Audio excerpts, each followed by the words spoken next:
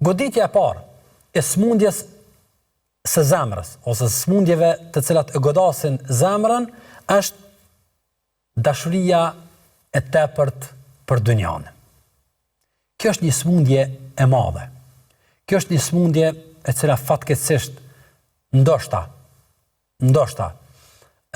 më shumë se kur është prezent sot, ku njerëzit me çdo kusht, duke mos llogarit në asnjë çmim, dojnë me arrit të mirat e kësaj bote.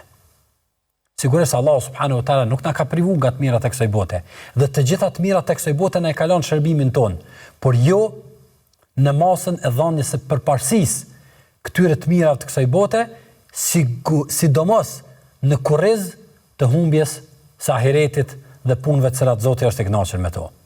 Allahu xhalla shanuhu në mënyrë qortuese, në mënyrë mos themi madje edhe paralajmëruese, i paralajmëron të gjithë ata të cilët bel tu'thirun al-hayat ad-dunya, por juve ju ka mashtru sepse i keni dhënë përparësi jetës së kësaj bote. Kjo botë është ajo që pejgamberi alsam e ka përshkruar. Innama ad-dunya hilwatun khadira. Kjo dunja, ka thënë pejgamberi alsam, është ëmbëlsi e gjelbruar. Dy shprehje interesante të cilat pejgamberi alayhis salatu wasallam i ka përdorur për dunjan. E ëmbël dhe e gjelbërt. E gjelbërt për shkak se është e vetmja pamje që nuk e lodh njeriu dhe nuk e mundon atë. Dhe e ëmbël për shkak se ëmbëlsia është ushqimi që shumë shpejt prishet.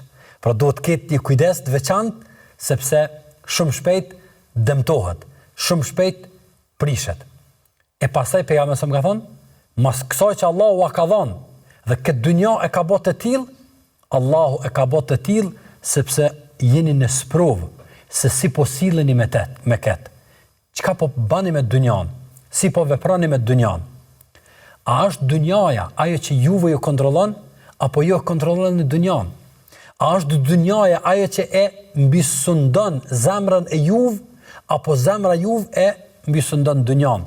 Nga se dallimi është shumë i madh mes atij i cili dynjan e tij e ka në dorën e tij dhe zemra shëndosh atë e menaxhon dhe e kontrollon dhe dikton se çfarë duhet të veprohet me këtë dynja, dhe tek ata të cilët dynjaja u ka pushtu kështjellën udhëhece në trupin e tyre, e që është zemra, e pastaj ajo i dikton dhe ajo i menaxhon se çfarë duhet bëjnë në jetën e tyre.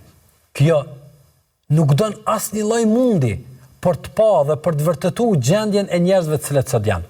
Njerëz që sot në raport me dynjan i kanë dhënë përparësi madje më shumë se sa edhe prindve tij, më shumë se sa edhe fëmijëve, më shumë se sa edhe familjes.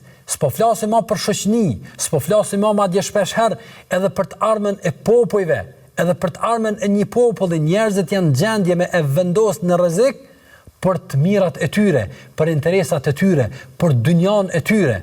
Andaj thot Ibn Taymije, origjina e çdo gabimi, origjina e çdo lëshimi, origjina e çdo pune të ndyt edhe të pest vjen si rezultat i dhënies përparësi dynjas në raport me ahiretin.